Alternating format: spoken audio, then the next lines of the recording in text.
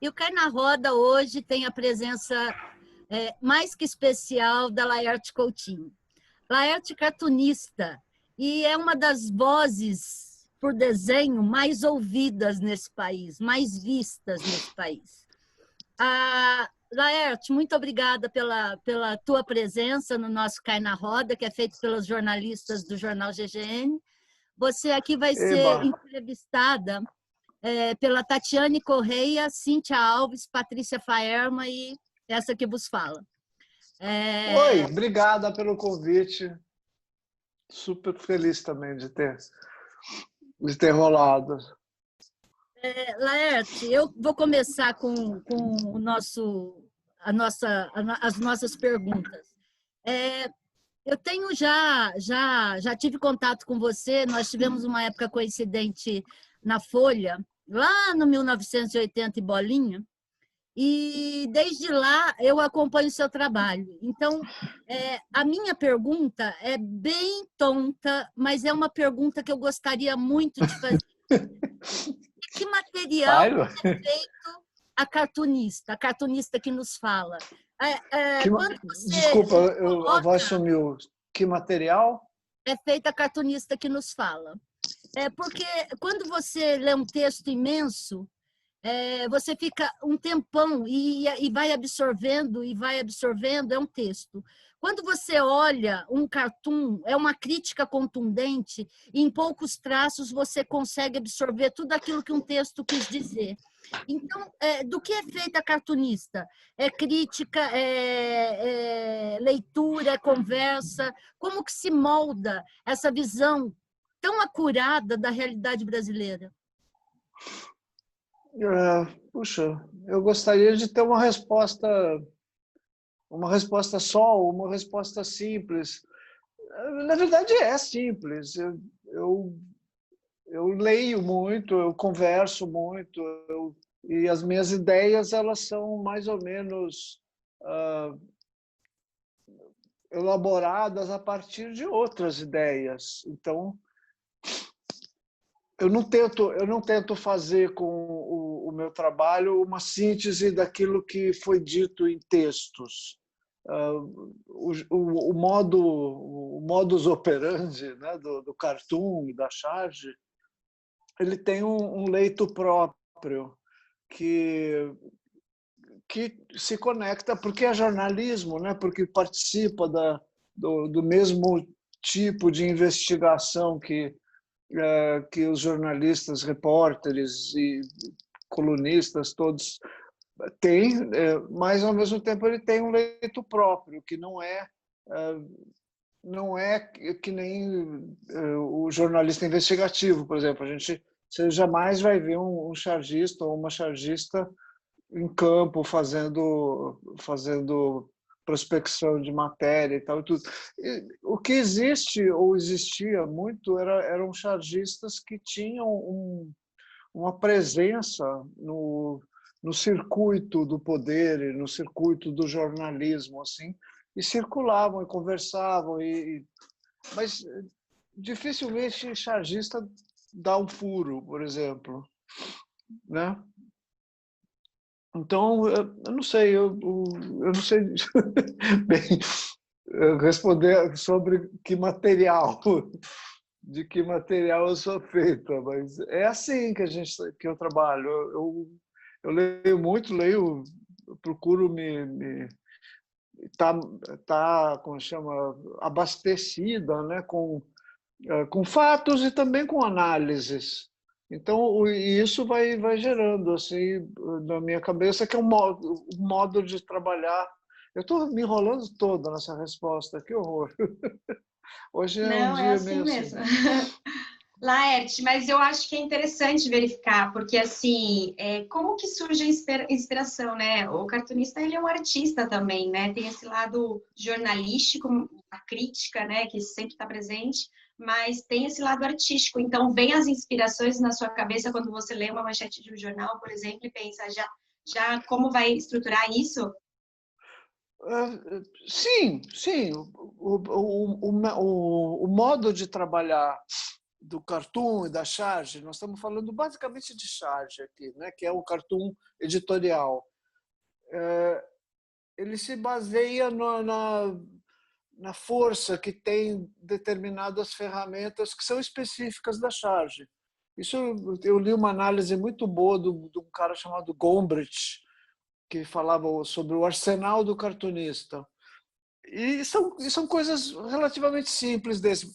O poder de fazer uma caricatura, por exemplo, de criar retratos identificáveis de pessoas e figuras do cenário político, social, de uma maneira caricata e humorística e agressiva, portanto, né? Outro é o poder de criar sínteses alegóricas a partir de elementos gráficos e simbólicos que já existem numa determinada cultura. Outro é a capacidade de você transformar coisas que são ditas em ideias visíveis, né? Estar equilibrada no fio da navalha, por exemplo. Se você desenha, se você fala um clichê desse, isso tem um tipo de força. Se você desenha isso, ele age de outra maneira, ele meio que consagra, é como se ele estivesse criando uma realidade. Mas não é. A realidade desenhada numa charge, ela é simbólica e alegórica. A charge que o Arueira desenhou com o Bolsonaro pintando uma suástica, transformando a cruz de hospitais em suástica, é um bom exemplo disso, porque ele já... A charge não afirma que o Bolsonaro fez isso, mas a charge afirma toda a verdade simbólica do gesto truculento e grosseiro do fascista, né, do Bolsonaro, ao convocar as pessoas para invadir hospitais. Então, essa é um modo de trabalhar do humor gráfico. Laerte, eu vi uma entrevista sua em que você dizia que uma charge nunca derrubou um governo, aproveitando essa questão da lei, né? Uma charge nunca derrubou um governo, mas já ajudou. Como que é isso, né? É um trabalho de... Pode falar, vai. Não, faz parte dessa falsa modéstia do cartunista dizer que charge não derruba governo, mas a verdade é que existe uma influência. Não sei se derruba o governo exatamente, mas ajuda, pode ajudar. E eu estou me baseando num texto do Enfio, na verdade um diálogo do Enfio com o Tarek de Souza, em que eles tecem considerações sobre o que é fazer humor político. Humor político e gráfico, né? Que é o que o Enfio fazia. E tem um dos capítulos em que o Enfio argumenta e demonstra que o humor tem uma influência grande sobre os fatos. Quer dizer, os fatos abastecem e alimentam, né, a ideia humorística, mas o humor também tem uma devolutiva, como se diz. O humor também é capaz de fazer isso, e ele cita exemplos tanto da área esportiva, por exemplo, ele diz que a torcida do Flamengo começou a se reconhecer como urubu depois de uma série de charges que ele fez no Jornal dos Esportes. Mas também na área política. Ele dizia que eles tinham informações de que reuniões lá no gabinete do Figueiredo se davam depois que ele escrevia a página dele na Isto É, que era Cartas à Mãe, né? Que falava de política. Então, às vezes a gente não se dá conta disso. A gente tem assim uma mistura de falsa modéstia com uma mistura de ambição de mudar a realidade do mundo. A minha curiosidade, charge, né? A minha curiosidade era de saber se é uma charge, fazendo assim o seu trabalho numa pegada jornalística de refletir a realidade dos fatos, ou se é um trabalho de resistência mesmo, intencional, de ajudar a criar um movimento de resistência a determinado governo, a determinada ideia. Inclusive, complementando essa pergunta, eu gostaria de fazer que você fizesse um comparativo com o que a gente via com relação a cartoons, com relação a charges dos anos 80, com o que você está vendo hoje, tanto com relação à publicação de material, ao fato das charges políticas agora terem mais força do que eram vistas antes, já que, particularmente, eu lembro que eu cheguei a acompanhar um pouco o seu trabalho quando eu era mais menina, com relação a outros materiais, como Piratas do Caribe, como os Los Três Amigos, que eu cheguei a ler. É isso aí. Tem a questão da temática dos piratas da mesma forma. Eu cheguei, mas eu era muito pequena quando eu lia isso, mas eu gostaria que você fizesse um comparativo que a gente teve nos anos 80. A gente estava saindo de uma ditadura para o cenário democrático e a gente agora está num cenário completamente incerto, que não se sabe se é uma democracia caminhando para o cenário fascista, com o que está acontecendo atualmente. Eu gostaria que você comentasse a respeito. Pois é, a sua pergunta já tem assim, uma carga de comentário que eu fico tentado a dizer, é isso aí, é como você perguntou. A gente estava saindo de uma ditadura, havia quer dizer, a saída da ditadura ela não foi assim da noite para o dia, ela foi um saindo, né? Que durou mais ou menos uma década inteira. Mas foi justamente uma década de destape, foi uma década de desabafo, de cobrar um espaço que a censura tinha negado nos anos anteriores a esse processo. E daí eu acho que floresceu bastante um tipo de linguagem como o Planeta Diário e Los Três Amigos. Eram linguagens que usavam muito a anarquia e a agressividade, porque isso era um exercício que precisava ser feito, sabe? Eram músculos que precisavam ser exercitados e mexidos. E eu acho que foi uma marca bastante clara desse período, sim. Eu não sei dizer de charge. Charge tem algumas linhas de trabalho assim que desde sempre estão mostrando a mesma coisa. Tinha o Pasquim, né? O Pasquim até a agonia final dele, assim, ele foi um jornal voltado para a política.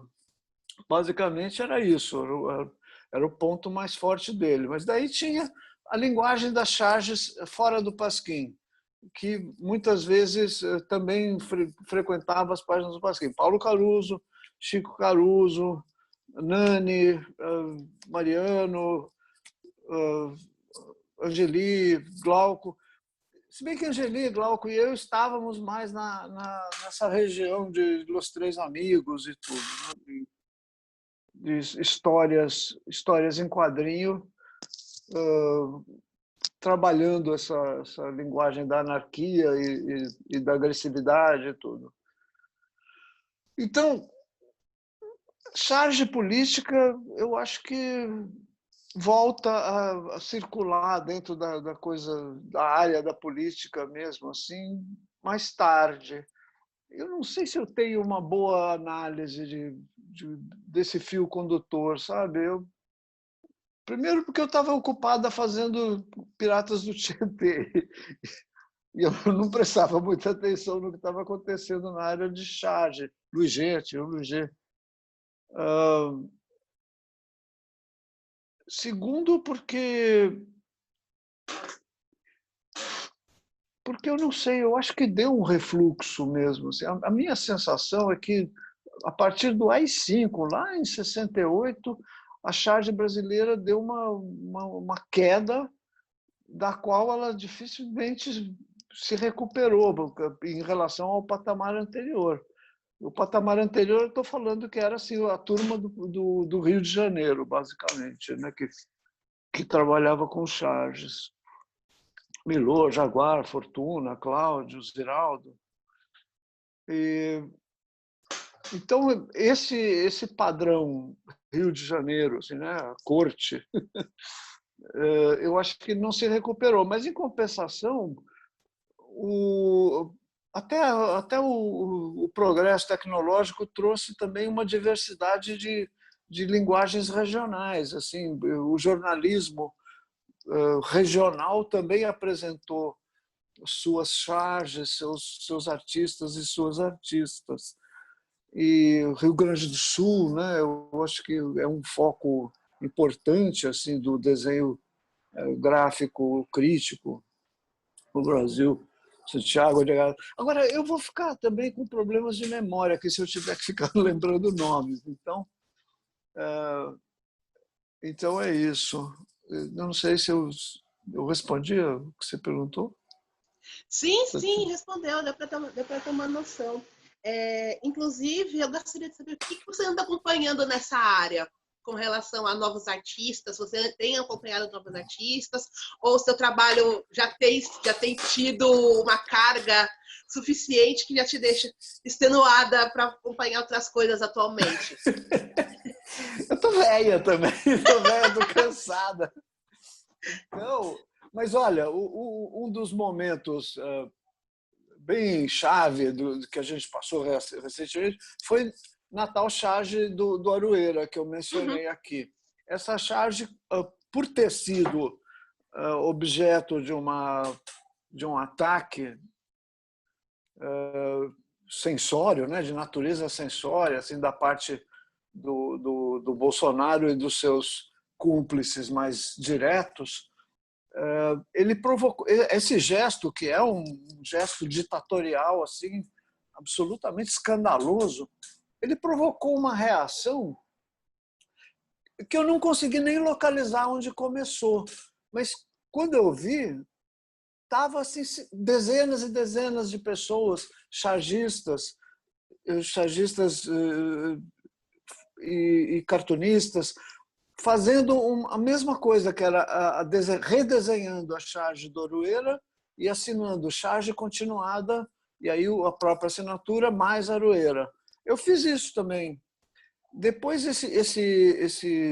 essa produção foi reunida pelo Gualberto e contou-se, são 450 e tantas charges, todas com essa lei. Então alguém inventou isso e apareceu uma legião de 450 chargistas no Brasil, todos, quer dizer, não são todos chargistas de jornal, não são todos cartunistas editoriais, muitos são desenhistas de quadrinho e tal e tudo, mas de qualquer maneira são artistas do traço e lidam com essa linguagem do humor gráfico. E todos se solidarizaram de uma maneira muito, muito clara, né? Eu achei esse gesto lindíssimo, assim, e serviu também para a gente ter uma percepção de quem são os autores e autoras de hoje no Brasil. Muita gente jovem, muita gente que eu não conhecia, muitas mulheres desenhando, mulheres, negros, sabe? Uma extração assim, diferente nessa categoria, né? de cartunistas e chargistas. Antigamente não, era tudo homem, cis, branco. Laerte, pegando esse gancho, com essa reação dos chargistas, com essa reação de artistas, você acha que o país está pronto para rechaçar isso que nós estamos vivendo? Você acha que existe alguma chance desse povo levantar e tirar o que está errado dentro do país? Pronto não está, senão a gente já tinha tirado.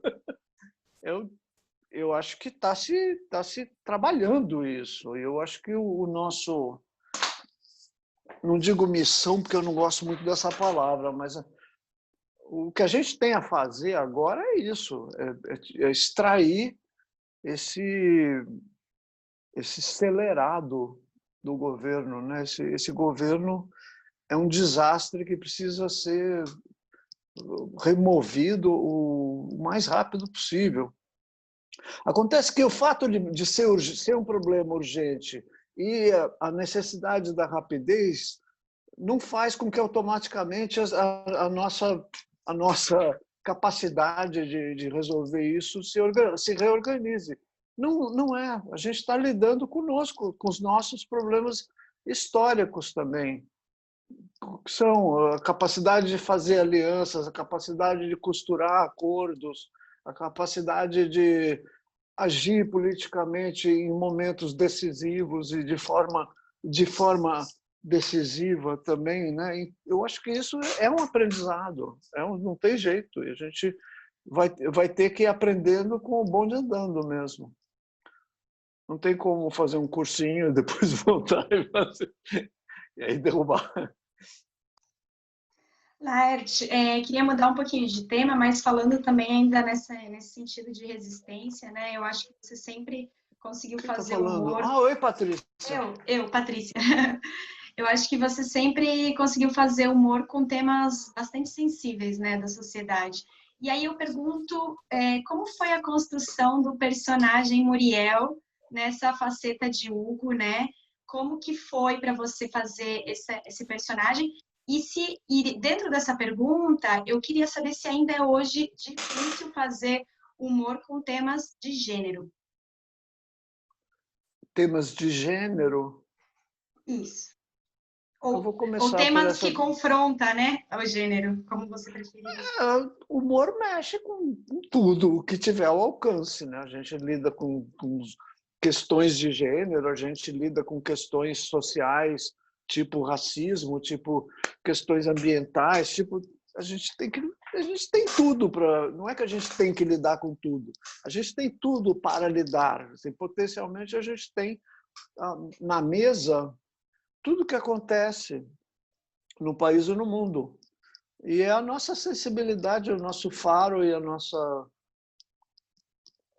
vontade é que vai definir o que a gente... Lidar com questão de gênero, para mim, foi especialmente sensível, porque eu estava passando por um processo de busca de identidade de gênero naquela época e usei um personagem meu, que funcionava como alter ego, que era o Hugo. Eu usava o Hugo basicamente para falar das minhas dificuldades com tecnologia, das minhas dificuldades com dinheiro, das minhas dificuldades com sexo. E eu usava o personagem, me servia bem para isso, assim, sabe? Eu gostava do modo como eu construía as histórias. Aí nessa época eu resolvi parar de usar personagens e parar de fazer piadas, assim como eu fazia, né?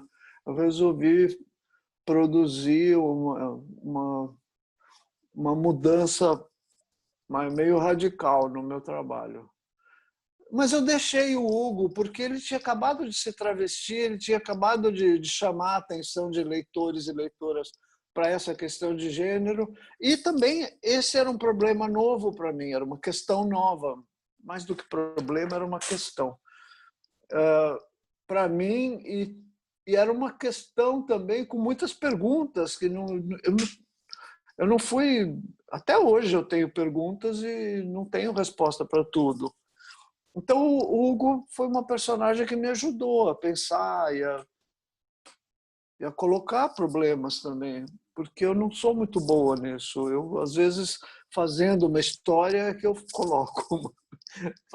no ato de fazer a história é que eu coloco a pergunta, entendeu? Para mim mesma.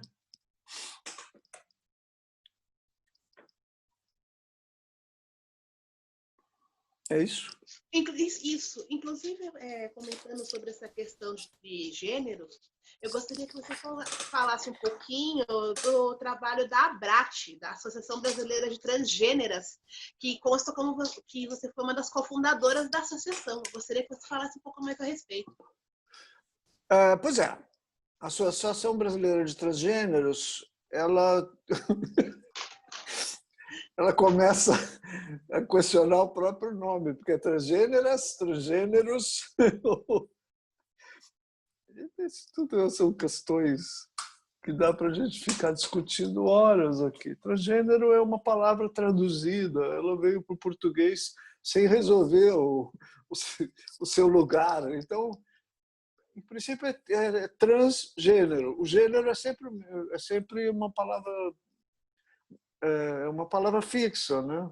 Dá para usar, dá para flexionar no plural, mas não dá para usar no feminino. Mas pode ser usado também, porque essa regra não foi estabelecida nem nada. É que nem intersexo. Não existe uma pessoa intersexa.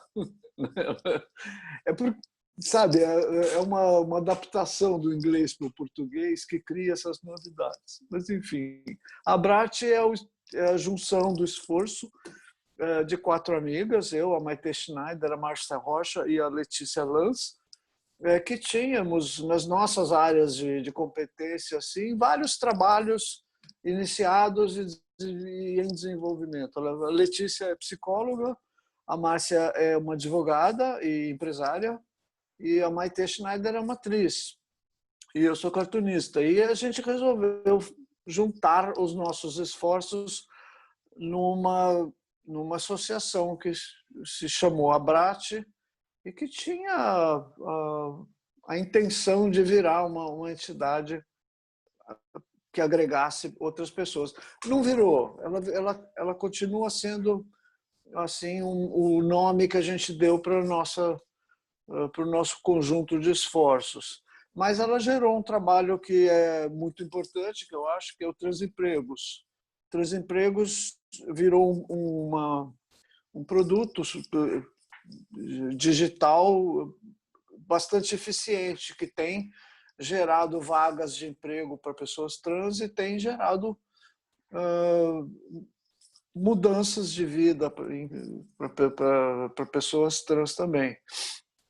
Ali a gente abre vagas de empresas que estão dispostas, né, a esse acolhimento e para pessoas que estão dispostas também a entrar nesse mercado. Eu acho que o Transempregos é uma ferramenta boa e eu espero que a eficácia dessa iniciativa funcione bastante. Mas eu acho que está mudando também o perfil das pessoas trans no Brasil. Bem ou mal, apesar do Brasil ser ainda um país violento e muito perigoso, né, para gente trans, eu acho que existe já uma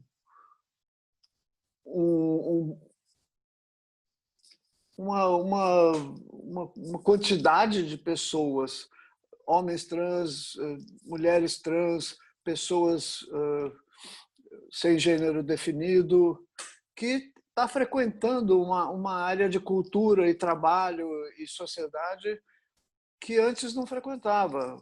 Quer dizer, eu estou falando de antes, assim, um passado relativamente remoto, o que 30, 40 anos atrás. A população trans estava limitada a uma vida de periferia, de arrabalde social, assim, né? de exclusão, o que levava muitas vezes a pessoa para a prostituição ou para subemprego ou para empregos temporários e tudo. Eu acho que hoje já existe, não sei se isso representa exatamente uma ascensão das pessoas trans que estavam em situação de desconforto social e de exclusão, ou se representa a entrada de... Ixi. Ele voltou.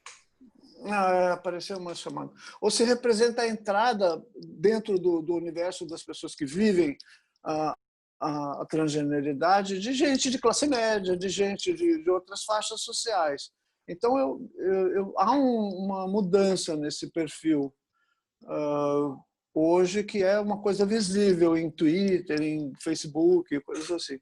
Mas eu acho que o problema de classe continua, assim, né? A desigualdade de classe permanece e marcando também a violência que as pessoas trans sofrem. Laerte, eu vou aproveitar. Eu vou. Era Não, imagina. essa pergunta. Quer complementar? Eu ia fazer a pergunta de 2 leitores que também é sobre essa temática. Se você a gente já faz o combo aqui, complementa aí. Eu só queria saber se para você as redes sociais, a internet, essa nova ferramenta que se tem na mão, se isso ajudou um pouquinho para que as pessoas trans pudessem circular de uma forma mais tranquila nesse universo e, a partir daí, fazer com que as pessoas entendessem e aceitassem mais, porque o Brasil não é um país para fácil de se entender, né? Mas essa possibilidade de se colocar em redes sociais e tudo mais, se isso ajudou nessa luta toda que se trava. Ajudou muito. A gente não sei se ainda se a gente ainda tem direito de chamar de nova tecnologia, porque isso vem dos anos 90, né? Mídias, lugares digitais onde pessoas se encontram e tal, e tudo isso foi decisivo. A primeira porta que eu encontrei foi um clube virtual chamado BCC.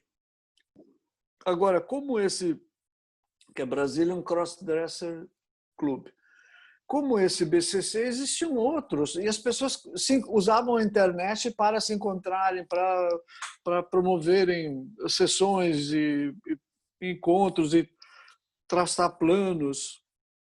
Eu acho que é fora de dúvida que a internet foi decisiva para esse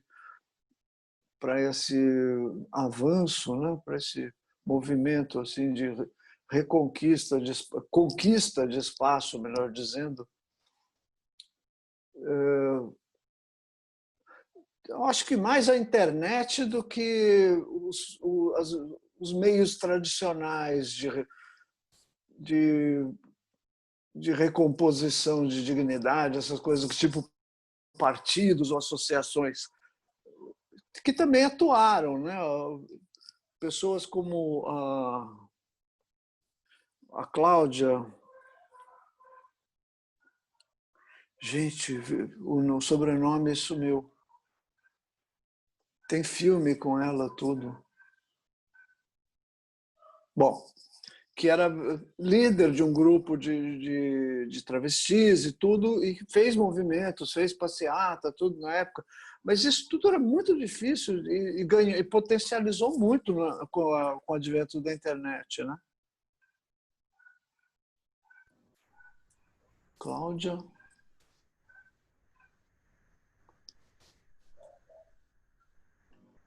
Esqueci.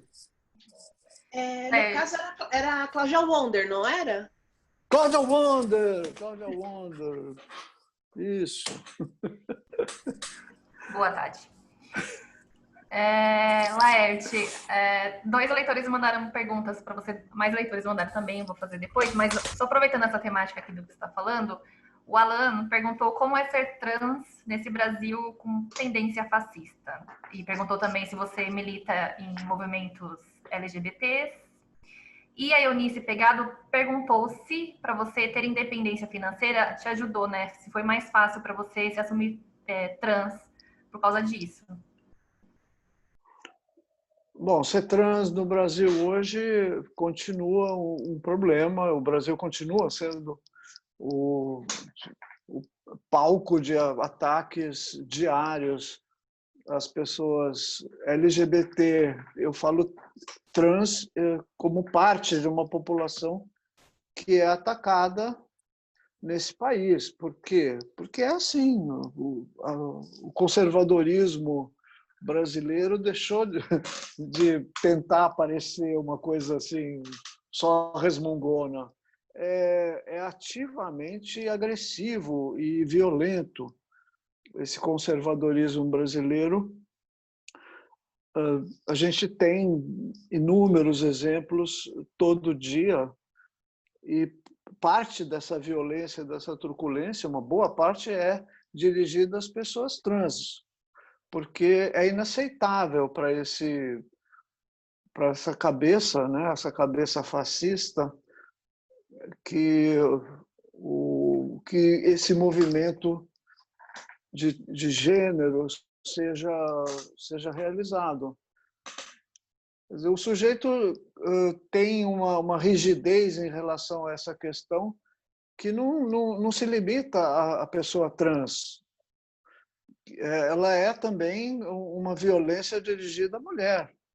Quer dizer, a questão de gênero que a gente tenta levantar, a importância da discussão de gênero nas escolas, inclusive, não é só para beneficiar as pessoas trans, as crianças trans e as adolescentes trans, é para a gente discutir as relações de gênero, a gente discutir violência doméstica, a gente discutir desigualdade de gênero. E esse pessoal não suporta que isso seja discutido, que se mexa nesse altar.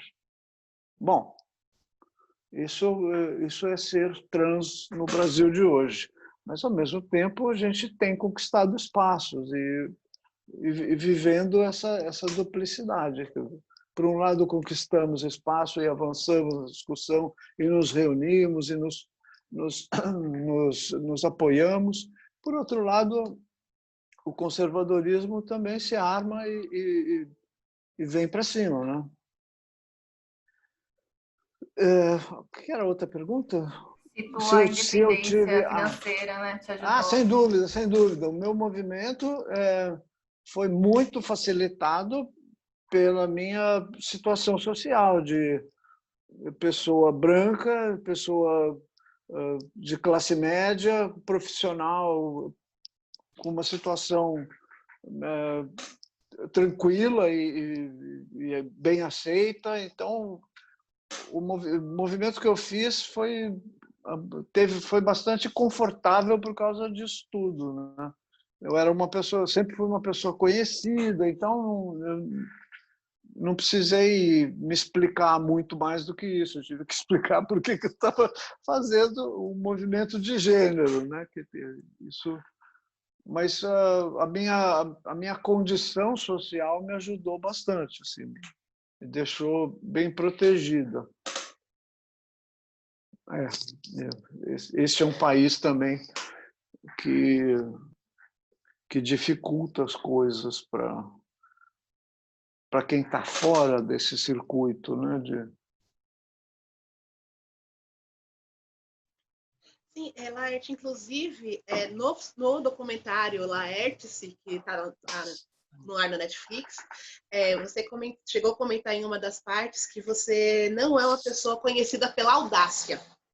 Eu não sou mesmo. Mas não deixa de ser irônico a gente ver a Laerte, profissional, uma cartunista respeitada, financeiramente independente, reconhecida pelo seu trabalho, sendo quem ela é, no país que mais mata pessoas trans no mundo, tanto pessoas trans como os travestis. Isso não deixa de ser subversivo.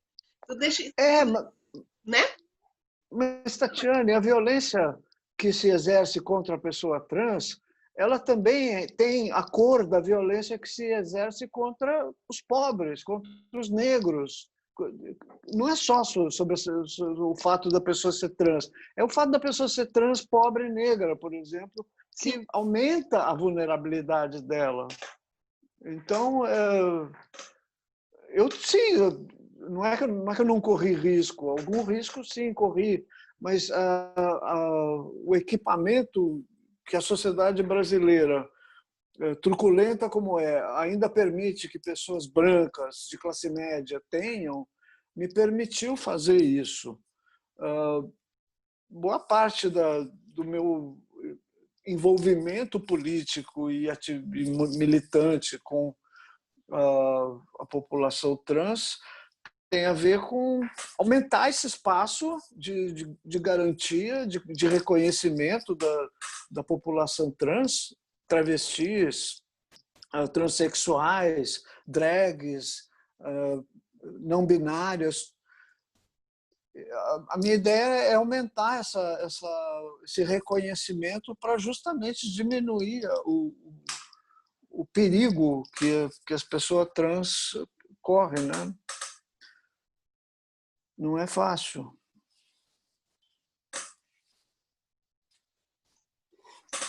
Mais perguntas, Cíntia, você quer fazer agora de ouvinte?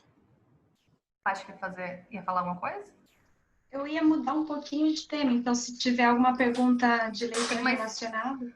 Tem mais perguntas, mas pode mudar de tema, porque bora. Pode fazer, Paty, depois eu falo. Tá.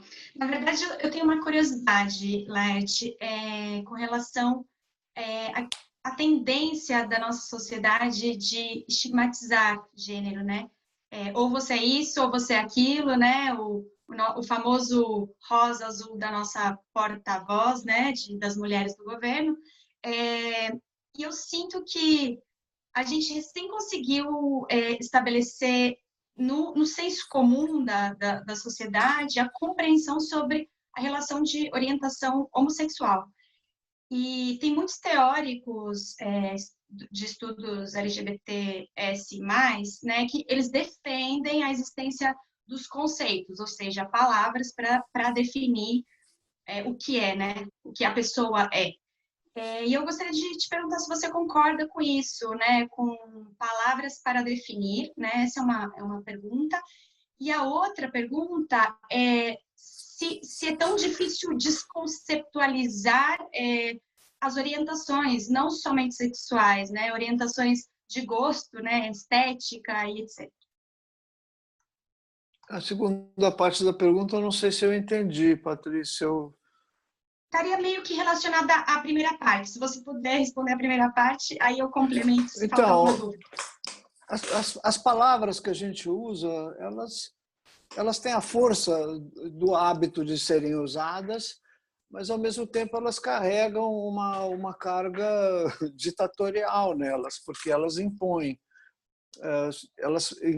um modo de ver, né?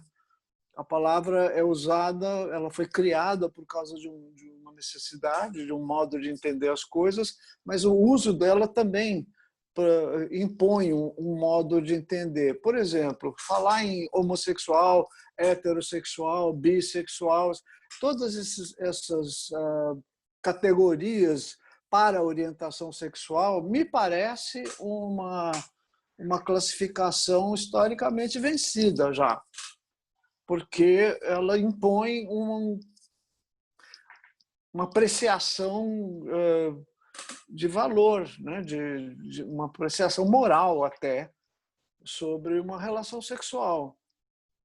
A relação sexual será X se for entre pessoas que têm pinto e buceta, ou será Y se será duas bucetas. Sabe, é um mundo que eu não frequento mais. Então, se eu estou lidando com uma ideia de gênero que é super mais fluida, que é super mais aberta, e estou lidando com o desejo sexual conexo a essa nova situação, eu posso reivindicar também uma nova categorização em termos de palavras. Eu posso falar que eu gosto de homens e de mulheres, ou só de mulheres, ou só de homens, ou de pessoas que estão justamente no interregno. Então, eu acho que a gente vai ter que criar novas falas, né? novos modos de dizer. Agora, de algum jeito, a gente tem que usar as palavras também, não tem muito o que fazer. Não tem. A gente usa as palavras e procura não deixar que essas palavras se transformem em gaiolas para a gente, né?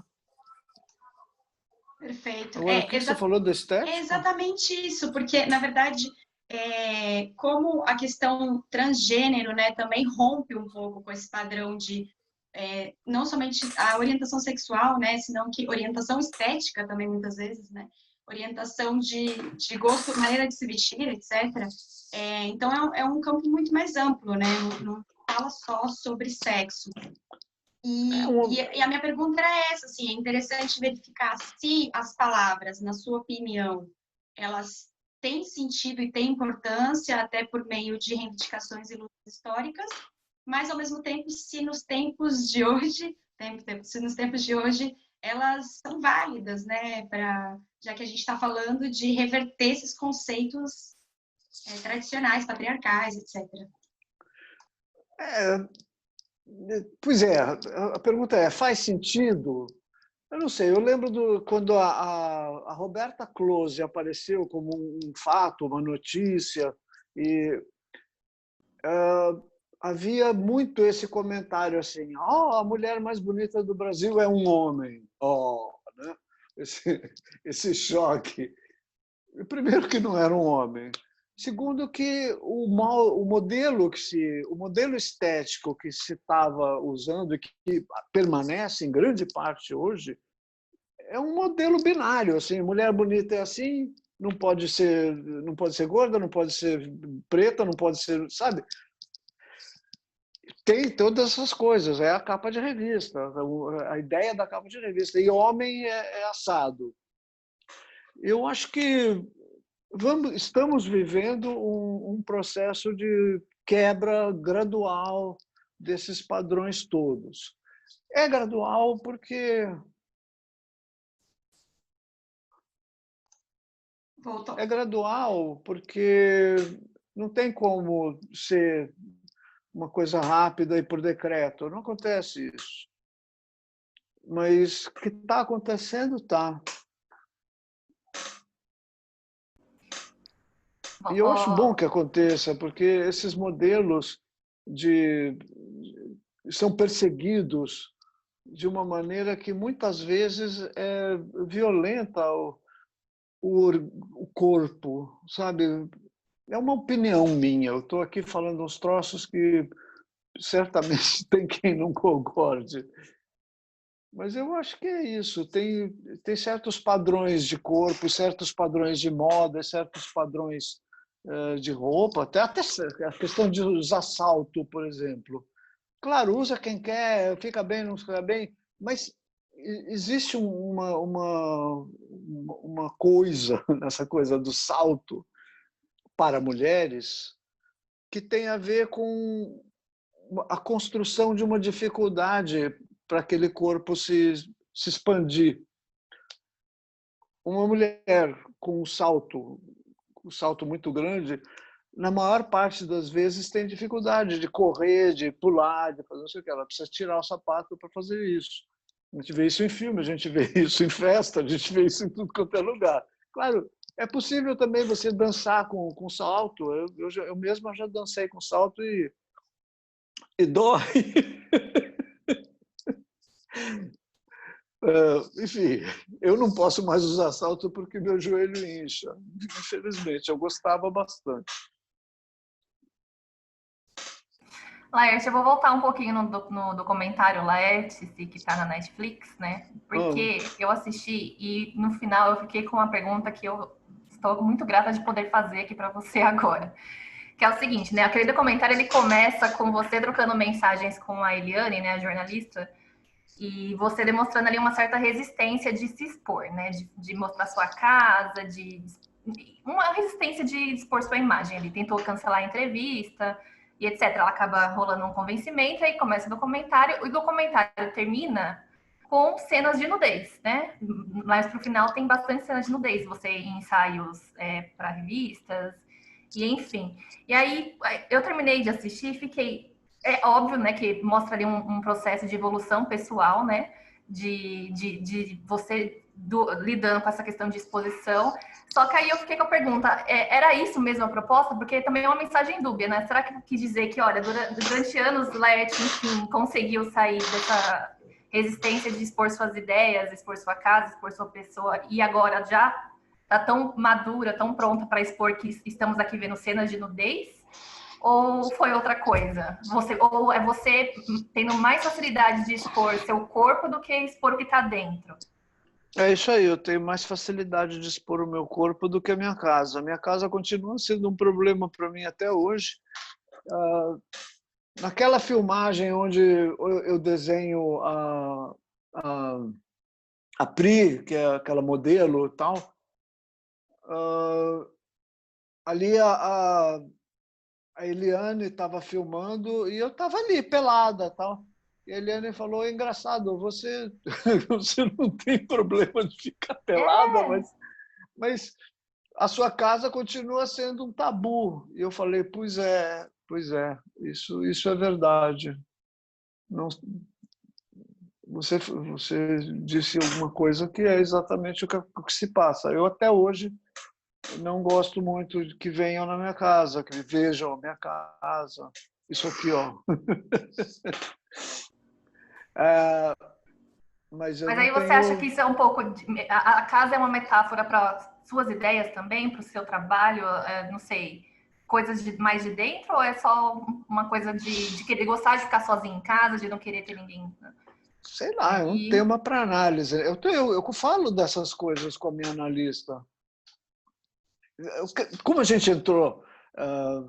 Eu faço essa análise há 2 anos e de 5 meses para cá nós estamos em quarentena. E aí ela pergunta, e como você está agindo, como você está sentindo essa coisa da quarentena, do isolamento? Eu falei, não está um problema para mim, porque a minha casa já era uma coisa assim a ser resguardada. Então eu saía, mas eu nunca recebia em casa. E até hoje é assim. Por quê? Não sei, eu estou trabalhando isso na análise. É uma boa resposta. Eu estou trabalhando isso na análise. Vou fazer uma pergunta da leitora, então. Vou mudar um pouquinho de assunto. Tereza Oliveira escreveu: amo Laerte e as tirinhas da personagem Deus, né? Do personagem Deus. Para mim, foram super importantes pela proximidade do humano, desse personagem transcendente. Diz que essa personagem ajudou ela na própria relação dela com Deus e assim entender melhor.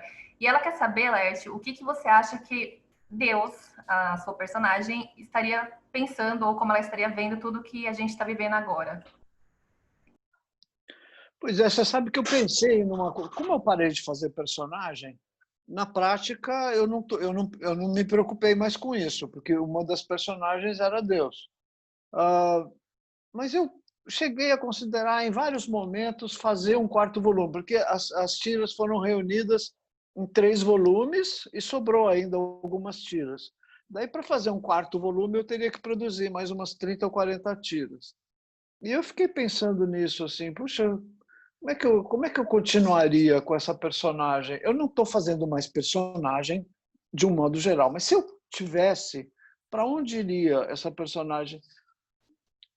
Eu tentei pensar em algumas possibilidades. Numa delas, Deus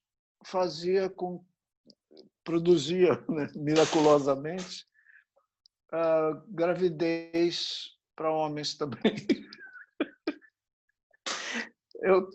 Que eu acho engraçado essas situações assim. O que aconteceria se os homens também engravidassem? Em primeiro lugar, o aborto ia ser livre. Né? Com certeza. Mas e que mais, né? Além disso? Eu fiquei me propondo assim, certas situações, porque de alguma forma a personagem interagia com o que estava acontecendo. Tem uma época que os Estados Unidos atacaram o Iraque e eu botei Deus indo à guerra, indo lá para as trincheiras como um recruta, assim, com capacete e tudo. Eu gostava disso, de ser uma personagem que, na verdade, é só um ser humano meio especial, assim. Eu não sei, eu ia ficar com problemas, porque o excesso de apego a esse estereótipo, que é essa coisa da mitologia católica, né? Que Deus é um homem, é um velho, um velho barbado. romper com esse estereótipo é uma piada possível, mas rápida também, né? Deus é mulher? Tá, Deus é mulher. Deus tem sem barba. É reconhecível. Tinha umas histórias que era assim, ele aparecia sem barba e a devota não reconhecia ele. Não, eu queria falar com o senhor. Não, sou eu. Não, aquele outro senhor, aquele de barba. Enfim, eu não sei bem o que ele estaria fazendo. Certamente seria antifascista. Provavelmente ia de alguma forma interagir com essa história de Deus acima de tudo, com esse cristianismo opressivo. Muito bem. Outra questão. Você já teve ou teme que o seu trabalho seja censurado? Pois é, você sabe que eu atravessei a ditadura. Eu comecei a minha vida profissional em 72, 73, em pleno governo Médici. Mas eu fui até o fim da ditadura sem ser censurada.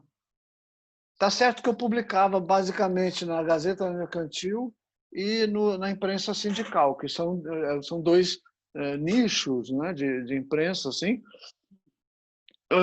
meio especiais. Então não havia a censura tal como ela era exercida para a mídia geral, né? Mas mesmo quando eu publiquei em imprensa nanica, em Pasquim, em Movimento, em Opinião, assim, que foi pouca coisa. Nunca pintou um trabalho meu sem ser censurado. E aí eu fiquei com essa frustração. Quando terminou a ditadura, já no governo Sarney, eu tive uma charge censurada na Gazeta Mercantil. Nem me lembro qual que era a charge, mas eu fiquei assim, ufa, finalmente tenho algo a contar para os meus netos. Eu devia ter guardado qual era a charge, mas não guardei. Então, uma pena.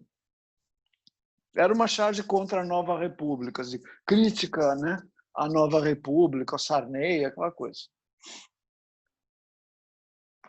Bom, infelizmente, o nosso tempo acabou. Laerte, gostaria muito de te agradecer mais uma vez pela sua presença aqui no Cai na Roda, que é da mulherada aqui do GGN, e ver se mais adiante um pouquinho a gente volta a ter esse papo gostoso, porque foi muito bom. Foi muito bom. Muito obrigada. Eu também gostei do papo. Fico feliz de ter sido convidada. E espero que a gente viva mais aventuras. Viveremos, viveremos. Muito obrigada. Meninas, tchau. Obrigado, tchau, até Laerte. mais. Obrigada, Até Laerte. mais. Obrigada.